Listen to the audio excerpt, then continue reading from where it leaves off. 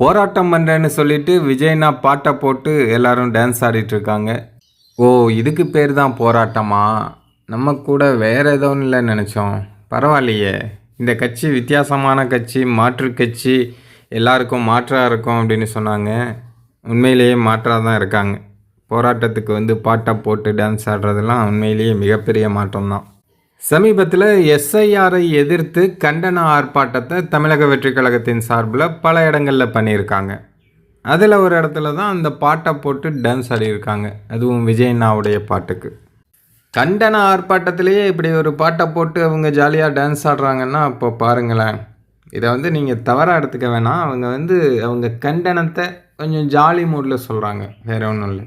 இதில் வேறு யாரோ ஒருத்தர் எஸ்ஐஆர்லாம் ஃபில் பண்ண வேண்டியதில்லை, எங்கள் அண்ணனுக்கு பயந்து தேர்தல் ஆணையம் எஸ்ஐஆரை கேன்சல் பண்ணிடுவாங்க, அதனால் ஒன்றும் பிரச்சனை இல்லை அப்படின்னு வேறு சோசியல் மீடியாக்கள்லாம் போட்டுட்டு இருந்தாங்க.